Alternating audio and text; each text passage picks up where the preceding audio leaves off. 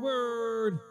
Hurt, let, right, Last week we talked about, why I decided to listen to the Marine Corps, but this week, what I want to talk about a little bit is how that whole entire process came about of me deciding to do what I wanted to do. It all started really back when I was in Germany when we were down there in 90, 91, 92 time frame. My dad was stationed over there in Germany, in Bamberg, Germany. In case you guys don't remember, my dad was in the Army for almost 18 years before he retired with the early retirement program that was being offered during that time after Operation Desert Storm. Now, during that time, I decided to take JROTC starting in the eighth grade. I started with the JROTC program, and that kind of got me interested in the military way of life and stuff. Now, during that time, that JROTC program that was there at the school during that time was an Army JROTC program. And, that didn't hold me back or anything else because I would learned a little bit more about what was going on. So after that, taking JROTC, when I was in junior high, we moved to Fort Knox, Kentucky, where they also had a JROTC program. So I went ahead and continued that as a freshman. Now, since I've already had a year of JROTC when I was down there in Germany, they decided to, kind of put me a little bit more advanced. And I believe they promoted me to corporal. I'm not really too sure what rank I was once I got there. But again, this was another Army JROTC program, which, I was excited to get involved into because I took part of working with them in the extracurricular programs through JROTC, which was the color guard, the drill team, the fancy drill team, all those things. And we got to go to different competitions and things like that for us to be able to earn different kinds of awards. And it was exciting for us to be able to go down there and do those kinds of things. But it was after that, during my junior year, that I moved over to North Hardin High School, and that is where I continued with the JROTC program. Because if you guys remember in the 90s, that is when General Colin Powell decided that it was important to have JROTC in a lot of the high schools throughout the United States because it would help young men and women to develop leadership skills in order for them to make them better citizens in life once they decided to graduate from high school. So I continued that program throughout the whole entire time that I was in high school. And it wasn't until my junior year that's when I met my recruiter, Gunnery Sergeant Tracy Freeman. That's when I met him, and I kind of sat down with him and started talking about everything. And yes, I sat down, did those little tiles where they sort of the little areas of leadership, what I wanted to do and all that stuff. But I decided to do that. And then, long story short, that's when I enlisted into the Marine Corps. So that's what kind of led to that. But it's just the fact that it took him forever to actually convince me to actually go into the DEP program, which I was part of the DEP program for almost a year. That is a freaking long time for me to be in there. Now, the one thing that, we got to remember, and those of us that enlisted in the Marine Corps, we know, or any branch of service, as a matter of fact, that once you get to the MEP stations, you have that final moment of truth where they ask you all the questions about you doing anything or having anything on your record and so forth. And when I got there, I'm one of those. I caved in because when they asked me if there was anything else that maybe I hadn't told my recruiter about that I have gone throughout my time growing up before now that I wanted to enlist to the service. And, I pretty much just spoke up and told them that, hey, I had gone to counseling because of alcohol when I was in high school. And that was because when we went on a JROTC program, we were like an idiot. I decided to take a bottle of Mad Dog 2020. Now, I wasn't the only one that was drinking during that time, but I took the rap for everybody. I didn't rat nobody out. I didn't do anything. So with that, they ended up having to send me to see a freaking wizard, a psychiatrist, a therapist, whatever you want to call it, to find out if I still had an issue with alcohol and all that stuff to make sure that I was fit to actually enlist to the Marine Corps. So here I go, enlisted in the Marine Corps now, and I have a freaking psych waiver in order to be able to actually enlist into the Marine Corps and actually progress through all that stuff. Now, with the Marine Corps, I think the most iconic thing that I remember at this point in time was, like everybody else, the iconic yellow footprints of actually standing on those yellow footprints. And now when I went into the Marine Corps, when I actually left from the MEP stations, it was on September 6th of 1995. And that's when I left to actually go into boot camp. Now, I went to Parris Island, South Carolina. And those of you that went to boot camp in Parris Island in South Carolina know how humid and how hot it is down there in South Carolina. Not to mention the freaking sand fleas. Those little bastards are relentless. They will find a way to get to you and bite you no matter where, somewhere in places that you never even thought that they can get into to actually, bite you. And these little fleas, man, it's almost like they got a whole freaking set of canine teeth on them because they hurt. And, but that's a different story for a different podcast. But let's get back to on track. So I can remember that finally when I was done with my psych waiver, when I was done with all that stuff, and I was finally able to leave to head down to Paris Island. Our recruiter took us down there the day before we were getting ready to leave, and we stayed at a hotel overnight along with all the other pulleys that were actually getting ready to leave to their respective, branches of service. So they dropped us off at the MEP station, then they bussed us over to the hotel, which they took us over to a Howard Johnson, or a Hojo's as, we like to call it. So we spent the night there, and the next morning was when they actually drove us all to the airport to get dropped off to get ready to go. Now there was about 8 of us that went in my little group, and one of the pulleys that was going there, he's the one that had all the paperwork for all of us to make sure that we had everything that we needed.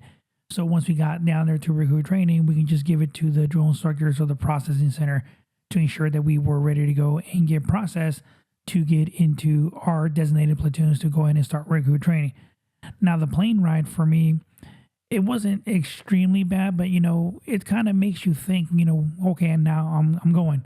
I'm really leaving. I'm going to go ahead and go do this, and I'm going to go ahead and spend my next 13 weeks being trained to be a United States Marine. So it was an experience, and it was exciting for me to be able to do this. First time I really was on my own, getting ready to travel to far away and do these things that I wanted to do. But as soon as we got to the airport, down there in South Carolina. They took us down there to the USO where they had a little setup room there for us and everything. And there was a Marine that was there that was pretty much our liaison that was there with us to make sure that we made it to where we needed to go. He said, go ahead and get over here, take some time. Here's some lunch. Gave us a freaking hoagie, a sandwich, a juice, and a little bag of potato chips. He told us to go ahead and make sure that we ate because it's going to be a little while before we get the opportunity to eat again, and to take a nap, go to sleep, because we were not going to be able to get any sleep for a while once we left and actually headed down there to South Carolina. So we headed down there, and finally the bus showed up to pick us up. And we got there like around 10 in the morning that we got to the airport in South Carolina, and the bus did not come pick us up to almost 10 o'clock at night. Now, by that time, we had a couple of buses. There was a total of 3 buses full of Marines that were heading down there to South Carolina. So they've loaded us up on the bus, and, we had not met any drill instructor. The only Marines that we really met were the ones that were at the airport, and they were just basically Marines that were there getting ready to receive all these pulleys that were getting ready to go down there to the depot. So once we finally got onto the bus, it was, man, it seemed like it was a long time. It was hours and hours of us driving for us to actually get to Paris Island from the airport. At the airport to Paris Island, it's not very far at all. But what the bus drivers did was they literally drove us around everywhere so that we really had no idea to where we were actually going. Now, the next thing was that we got to actual Paris Island, and we were getting ready to go through the front gate to go into actual Paris Island. Now, this I can actually remember that for me, it was like I had an empty feeling inside of my gut because I was like, oh my goodness. You could see the eagle of an anchor and it's saying, welcome to Paris Island, South Carolina. And it was at that moment that I realized that, okay, there's no turning back now. Here we go. I'm going to do this, graduate, and then be able to go back home and do whatever else I needed to do or whatever else I was going to be capable of doing. Once we got there, then it was time for those iconic yellow footprints that we all know and remember. And as soon as we got there, the drill instructor gave you the spill, all the spill, the speech, and everything else that they give you. On behalf of the commanding general, blah, blah, blah, blah, we'd like to welcome you to Paris Island, South Carolina, where we afford you the opportunity to become a United States Marine. And then they go ahead and give you the instructions of what you're going to do, get off the bus, get on the yellow footprints, and get shoulder to shoulder, and make sure that you're aligned and ready to go. And then they give you the whole entire rest of the speech, tell you that through these doors you're going to get the opportunity to go through them only one time for you to be able to go those and earn that title of the United States Marine. Now, these doors are made out of brass or something, or actually something like that. And they have the eagle of an anchor on top. And, they have the description on top, through these portholes, past young men an outcome United States Marine and so forth. And so, it was kind of iconic to go through there. And we only went through those doors once because you get that opportunity to earn that title. And once you earn the title of a United States Marine, that title sticks around with you for the rest of your life. And I think that's one of the biggest differences in all the other branches of service, because once they get out of the service, they're done. They're no longer airmen, they're no longer soldiers, and none of that stuff.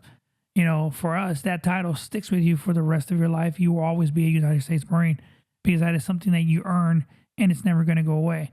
And I guess for the other branches of service, it's a little bit different because they don't have that same kind of mentality. I guess that's what they say, that when Marines go to recruit training, they get brainwashed. And, that's the way we live our whole entire time in the career that we are in the service. But that first night when we got to recruit training, as soon as we went through those doors, they set us down on these tables and made sure that we had all our paperwork. Some of the recruits that were in the front collected up all the packets. They took them to the back and started processing us to be able to make sure that we were checked in. And, they had us sitting there in a quiet room with nothing, just silence. Now, remember, we hadn't slept in a while. And we were there for the longest time. We got there. We took a urinalysis. They made sure that we signed all the paperwork that we needed to sign. They made sure that we got anything rid of any contraband that we might have taken with us. Cell phones. Well, not really cell phones because not everybody really had a cell phone during that time. Not too many people did anyway. But anything that you might have brought with you, you ended up having to leave there. Now, when we left, our recruiter told us, like, hey, do not take anything with you. Don't take a suitcase. Don't take any of that stuff like that, to make sure that you have as little as possible for you to carry there. And he was right, because during that time, they took everything. They took everything from you, from your clothes, from your shoes, any personal hygiene items. I think the only thing that they allowed people to keep was if some people took some whitey tighties, they were allowed to keep those because they were going to be able to use them there while they were there in recruit training. But they got all that stuff. We put everything inside the boxes, and they took those away and put them in a room, and they store them in a little supply area by platoon numbers and companies to ensure that we get those back when it's almost time for us to graduate. Now, for me, I got there during that time in September, and I was assigned to Fox Company, platoon 2045. And my drill instructors, you Marines will know that you will never, ever, ever forget the names of your drill instructors, because for me, for the rest of my life, they will be embedded, because they're the ones that taught me to be a United States Marine, and they are going to be embedded in my brain housing group for the rest of my life. Senior Drill Instructor Staff Sergeant Villarreal, Drill Instructor Staff Sergeant Watkins, Drill Instructor Sergeant Boggs, and Drill Instructor Sergeant Donnelly. Those four are the ones that are responsible for making me earn the title of United States Marine. So if you're anything like me, you're never going to forget who they are. And, that's basically what happened there. We got done with all that stuff. And during receiving, which was a total of, we were there for 3 days for receiving, while the rest of the other Marines showed up for the company, all that stuff there. So we got processed. We got issued our uniforms. We got everything that we needed to do inside of our little sea bags and in squad bays as we waited for everybody else. So if any of you have any stories or anything that you want to share with us as far as your experiences when you went through recruit training, remember, you can go to our Facebook page, The Quarterdeck with Gunny Signs, and you can also follow us on TikTok to go down there, the Quarterdeck with Gunny Signs on TikTok as well as our YouTube channel, The Quarterdeck with Gunny Signs. Jump on there, check it out. You're going to make sure that we see our actual video clips, podcast that we have on there, that we post on there every single week, as well as don't forget that our podcast is broadcast every Thursday on all the podcasting applications that are out there. So make sure you look for us, like us, so you subscribe and know when the new episodes are going to pop up on the broadcasting applications.